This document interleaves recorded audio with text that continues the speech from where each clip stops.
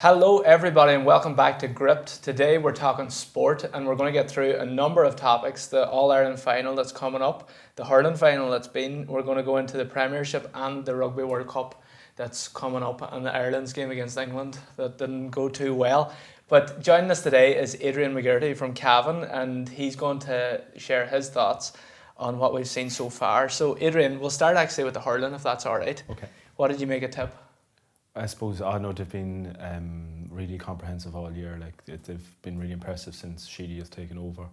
I just felt that they were a step above everyone else. You could tell by the preparation. There was approximately 30 people that were announced in the after dinner speeches there on All Ireland Final. That's a humongous backroom staff team, and they've really done their homework in terms of strength and conditioning. Like you say, they were consistent, but in the Munster final they fell apart against Limerick. But is it just that they were rejuvenated afterwards, or were Limerick just having an exceptionally good day?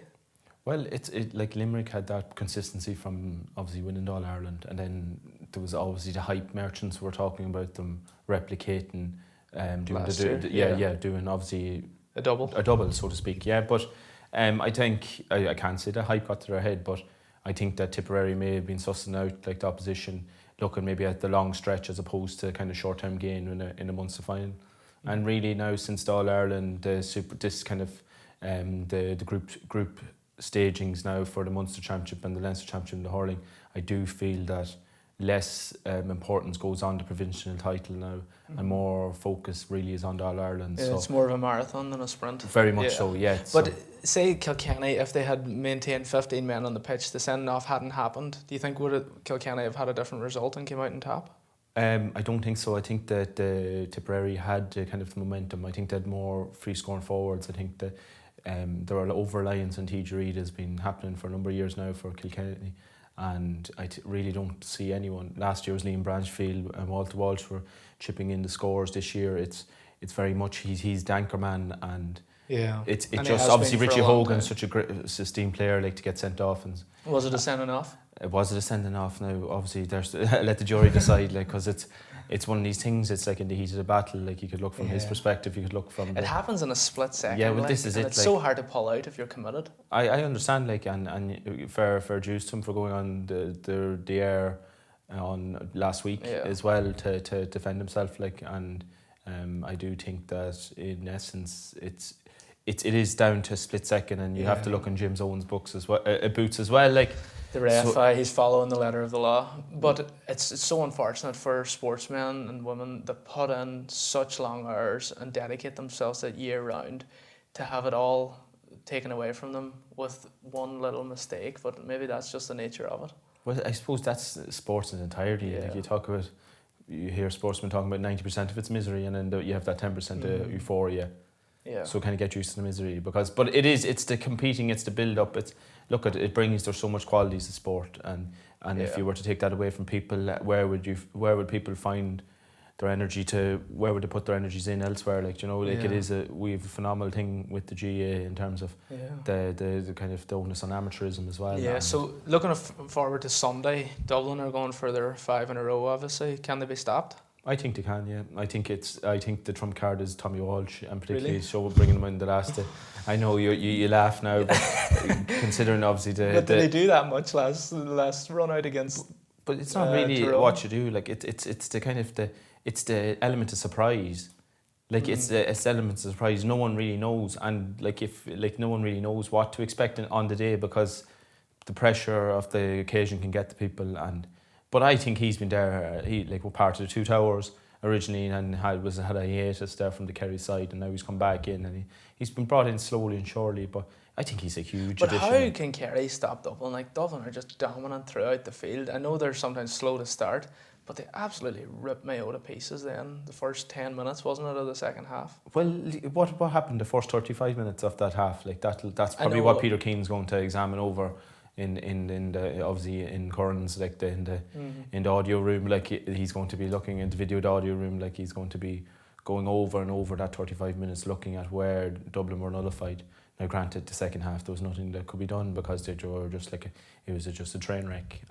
But so okay, you see Cathal McShane fall forward for Tyrone, dominating his opponent, How can anyone hope to stop the likes of Paul Mannion, Conor O'Callaghan, if they can't handle Cathal McShane in the Kerry full back line? Well, I don't know. Like there's a lot in that the backward story that what happened to Jason Foley that day, and granted I won't go into it because it's there's a lot of hearsay and everything else going on there. So I don't think it was all to do with being out muscled, and I do think that the homework will be done. I think the substitutions were obviously the substitutions that were made were like these are guys that maybe could be starting the next Sunday. Like you have to realise that that system that Tyrone were playing with Mickey Hart as Colin Machine, it was new. It was new to really everyone. They weren't not sure how he was. He was kind of worked. It did work, yeah, for sure. Like he's awkward presence, and he can get once he gets on the ball. Like he really can do the job. But obviously second half there, like there's a head of steam there in Kerry. There's a pride. There's a tradition there. Like that goes beyond way. That like it's like I think they're the only side that really could take on Dublin really, and like if it comes about a victory, like. I think they're the only side. I looked Tyrone were there last year. They got bet by a comfortable margin, and I think that Kerry. It's time for Kerry to have a shot at it. I know they're not. Look at on the day, like anything can happen, and who would have thought Seamus Darby who would have scored that goal so many years ago? Like it's like nothing is guaranteed in sport. Like and like granted, yeah, you have Conor O'Callaghan who's a beast of a man now, and Paul Mannion, like there's so many high scoring forwards. He's unbelievably accurate, Mannion, like, isn't he? Well, that's it, like, but like this is what years and years of preparation has done, like, and like, but obviously the Dubs are going to be really looking forward to the task at hand. Like this is going to be an almighty battle, and it's going to be like one for the ages. I feel like there hasn't been a game like this in so long. I'm interested that you think that, because that Kerry team, they struggled against Donegal. They came away with a draw. It was an even enough matched game, but the only real game in which they flourished or destroyed a team was Mayo. Wasn't that down in Limerick that game was played? No, it was in Killarney. In Killarney, sorry, was it? And so, how can Kerry come up to a higher level whenever everything they've produced this season? It's been good, but it's not been great. But sure, that's the sign of a good team, isn't it? To take out, to grind out performances, even though when they're not playing consistently well, like they'd rather be peaking at the right time. Like you want to be peaking at the right. You don't want to be peaking back in the Munster Championship, and now you're in the last stage of the. But each of those players really will have to have the game of their lives, won't they? Well, this is it. But this is where we're going to see the beauty of it. This is going to see can the likes of obviously Stephen O'Brien, can these be the next? Like the Mike Frank Russells, the Morris Fitches, the Seamus Moynans, like these are the players that are replicating, like the Tomás O'Shea's, the Paddy O'Shea's, the Dara O'Shea's, the Dara Canadas. They're obviously in folklore now. Like, can these players replicate the quality that these previous players have shown? Like, this is going to be the acid test for that. Like, I feel, and will the Dubs be as hungry as ever?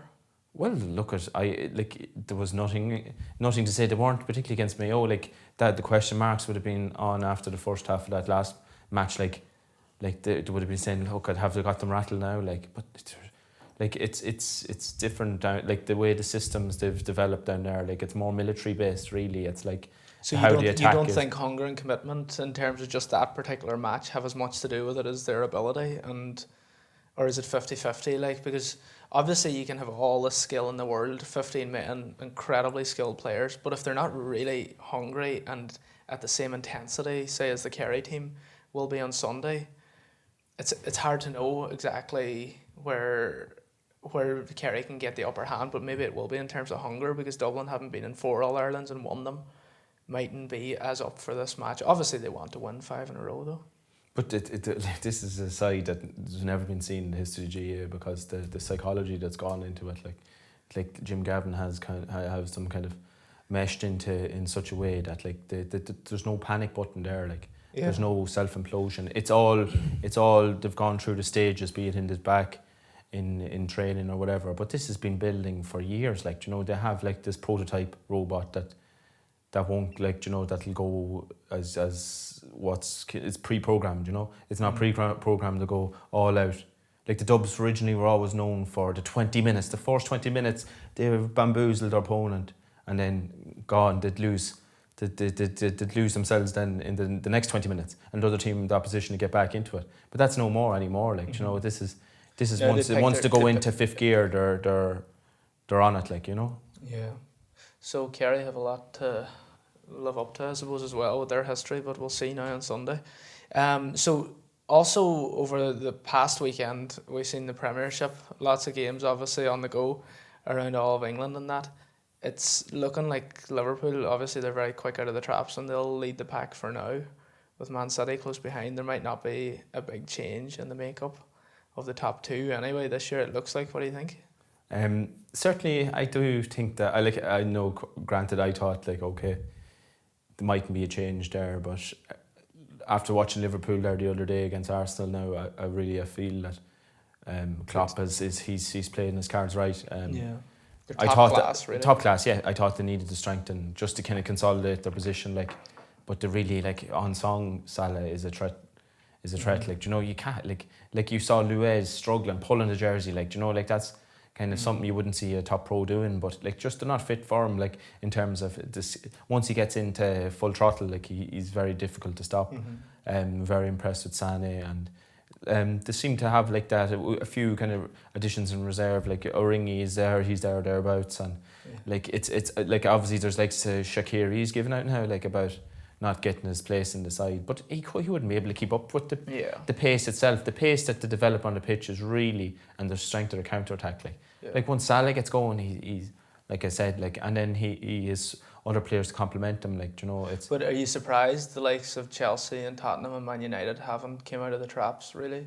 Well, like, I know, look at the United situation is that it's very, very much, they've strengthened, but it'll take time to tell. Like, Man City, granted, they've the core of that team from last season. They look, Aguero's come out of the traps early, he's scoring goals, and Sterling as well. But Tottenham and Chelsea. Well, Tottenham are going to struggle. Like, Tottenham really peaked last season, and obviously question marks about commitment of Eriksen, and Wanyama wants to go as well. And I know he's only become a pit player in recent times, but they've brought in players there. The one, obviously the Argentinian midfielder from Real Betis, and he brought him in on a long-term loan. And they have Lamela still playing. Like, obviously he got a great goal against Man City, but I'm surprised he's there. Lucas came on again and scored. Yeah, Lucas Moore there, like, impact sub. But obviously disappointing losing yesterday against Newcastle, and that'll be obviously at home as well. So that was kind of a shock that was unexpected. Yeah. And like we've seen last year, how important it is every single game, because if you drop points, even just a handful, that can spell ruin, like it did for Liverpool last year. Well, this is it. Like, United season, from, if you're listening to critics, seems to be over now already. Like, you know, after dropping points at Wolves and losing home, like, and I don't know what's going to happen there really. Like, there's a lot of problems there. Like, you know, it's a club that's in kind of turmoil really. Like, I know it's not financial turmoil, but in terms of the uncertainty with players and players commanding this, and it just seems to be a lot of. Yeah, there's a lot of. But it should be an interesting season anyway. I think it'll be a 2-horse race, definitely. I don't see either Tottenham or United really challenging. Chelsea, I don't know what to expect of Chelsea yet. Obviously, Lampard is a novice coach, and he had his year with Derby, and he's now in the top job, and like, he's going to bring through the young talent there. Like, he's going to bring through the Tammy Abrahams and those players who've been forked out on loan everywhere, like, you know, and now they've been brought back, like, you know, and Mason Mount, and it's good to see that English talent's going to get a run. And obviously he's kind of surprised that Drinkwater was loaned out, but maybe he wasn't seeing the plans. And there's another, obviously Bayoko was loaned out last season and he's not wanted. So maybe Lampard has his ideals on what players are going to be good for the harmony of the team and what players aren't going to be good. And maybe he's already made his mind up already. Like, so. But obviously they can't be picky, because given that they have the 2-window ban as well for signing players, so they have to kind of utilise the resources. But granted, they've had 30 or 40 players out on loan in recent seasons, so they have enough resources there. So the other big game that we just seen is Ireland-England, and it was a massive disappointment, unfortunately, as it turned out. But there's a World Cup coming, so in terms of that game that we just seen there on Saturday, what exactly went wrong? Was it everything? Well, this is like, I suppose people are pointing back to, this is like 07 all over again. Yeah. And granted how bad things went in 07, but you can't really say the Italian match was Tallymatch was kind of a shootout for the guys on the fringes, on the margins. Yeah. This was the first proper kind of shootout, and it didn't go according to plan. And would you drop Rory Best? Would you drop Rory Best? No. I don't know. Like it's a good question. Like who's there to replace him? That's Sean Cronin. I know he didn't come on and do that much, but maybe it's not the hooker's fault whenever the lineout's dysfunctioning like that. Maybe it's not their fault all the time. I look at like it's. He's been a loyal servant throughout, like for years. Like Rory Best, tend to drop him now on the eve of the World Cup, but I think it would be foolish. Like, I think there's a lot of I think John Klein experiment isn't working. I'm not sure if he's much better than Devin Toner. I doubt it. It takes a long time to get acclimatised to international rugby, and obviously trying to do it quick, and have obviously been in the training camps in Carton House and like being around the camp and all. But I don't think he has that aggression. Like it was funny that Stephen Jones said in it, like he's not good enough to be a Springbok, and question marks over it. Is he good enough to play for Ireland? I don't know. After the start of this, but maybe it was just a big occasion got to him. I'm like I talk about obviously likes of CJ Stander as CJ Stander. I don't know. Like you think he's past it? I can't see he's past it. He's not in his late 30s or anything like that. But I think he's too light as a ball carrier. So you wouldn't drop CJ Stander for now anyway, but I would drop him now. You would drop him? Yeah. For who? Jack Conan. Gosh. So what will Joe Schmidt be saying? Like, obviously there's no need to panic. There's still a few weeks to get this right. Do Ireland fundamentally have the ability to go the whole hog here at the World Cup, or is their squad a little bit thin? I think the injuries of Dan Levy is the killer. Like, I think really? more and more I've watched the game against Twickenham at Twickenham. That killer edge in the breakdown wasn't there. Like, obviously Van der Fleer done his best, like, but he's really only come back from injury again. Like, and it's a tough one. Like, you wouldn't expect it. Like 18 months ago we were on the crest of the wave. Now really we're contemplating whether we'll get to a quarter final. And I know like maybe the hype train went on a bit too much. But England have 31 players selected. Ireland still have to make the cut. So for Schmidt it's twice as hard now. Like obviously you had positive contributions. Like Kearney was solid at full back.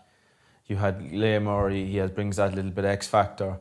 But I don't know, the centre partnership with Bundyaki and Ringrose. I think Ringrose and Henshaw's I don't know, Aki.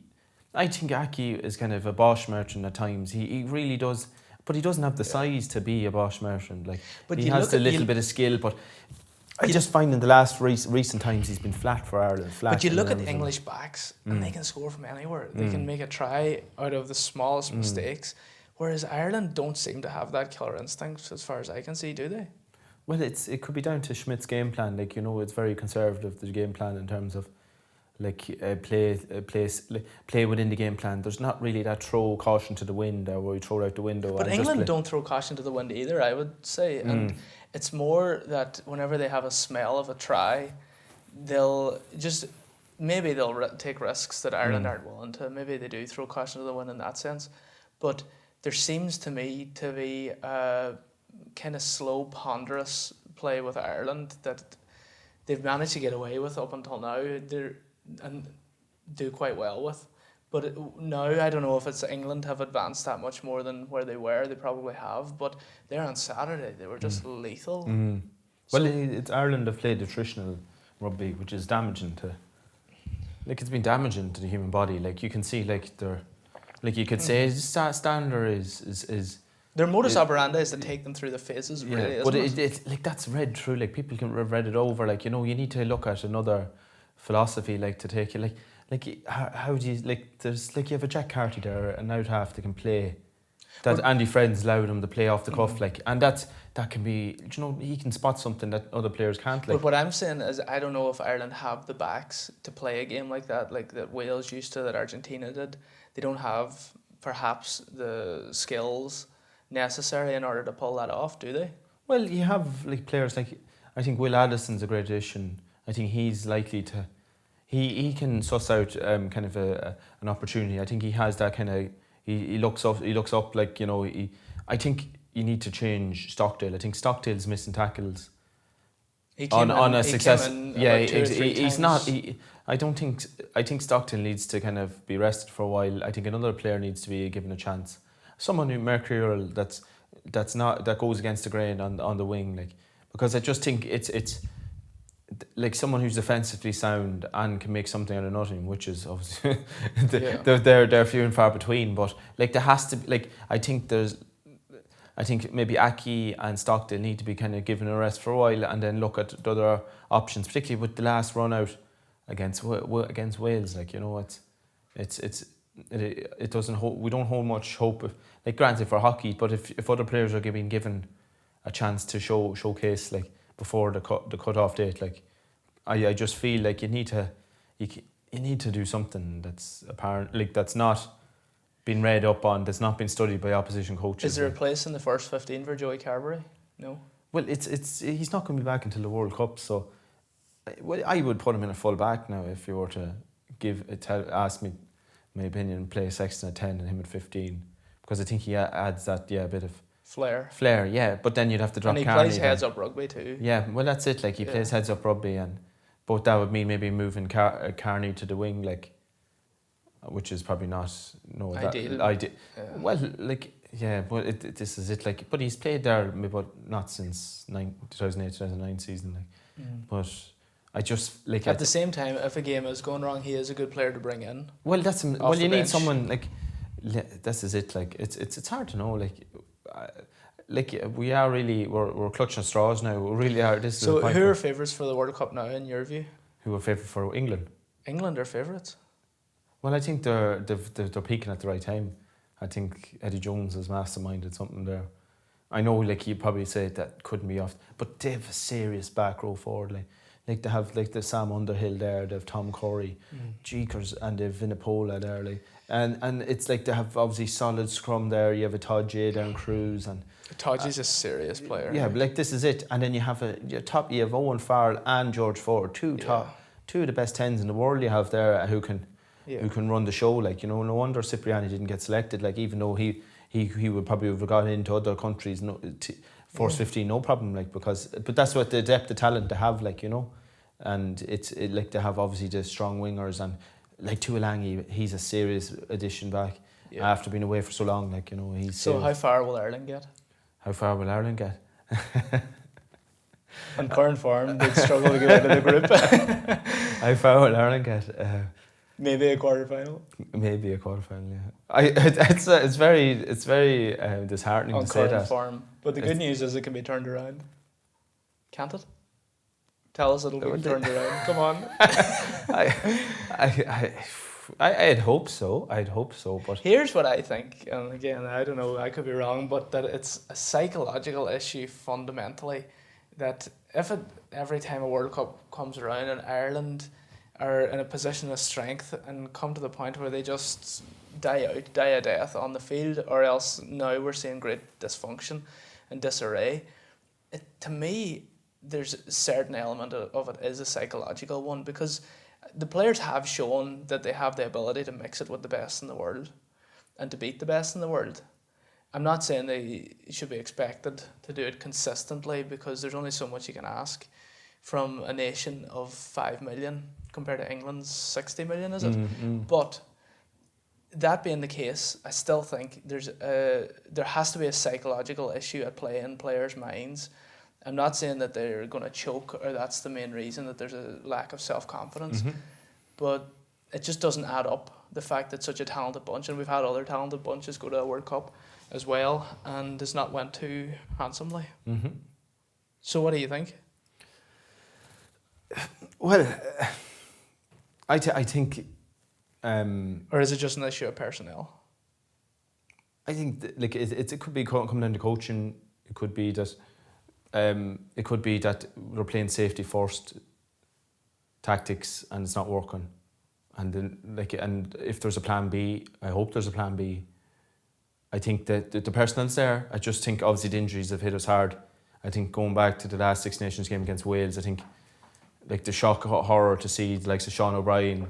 Now, granted, he's out for injured, but he wasn't playing to the level he had played. But that's true. The wear and tear, attritional, off the game plan, the original game. Like, you can't afford to do that wear and tear in a World Cup. You'll have injuries, you'll have bodies going home in no time. Like, because it's like there has to be a bit of more ball in hand, less like allow maybe the back row to play a little bit more ball in hand. This crash ball is it's not.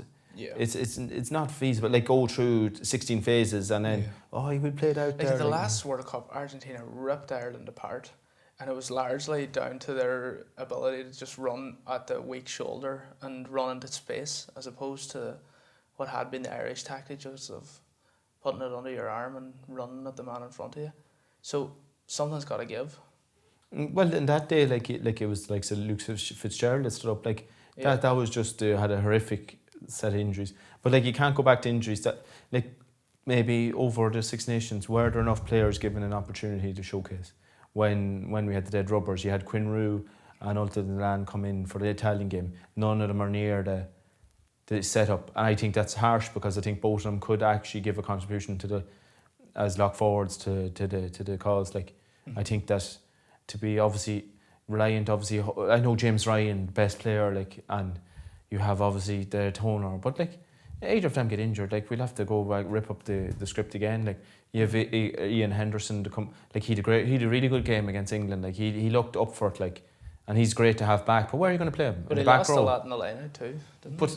Then again, but he on the open, like he stood up. Yeah, he stood up. Like where are you going to play him at 6? Yeah. Like that's like maybe it's not bad to have him at 6 actually, and the two Leinster guys in lock. But I think that a Delan or like a Rue maybe is more, he's kind of hard, like a grizzled lock forward. But like Delan, he could, like he has. Like he couldn't have gone down that much in the last couple of seasons. I think he still has that ability, that bit of flair. Like, well, Adrian, time will tell. Something's got to give though. So thanks very much for coming in today, and thanks for joining us today, everyone. We hope you enjoyed the show and tune in next time.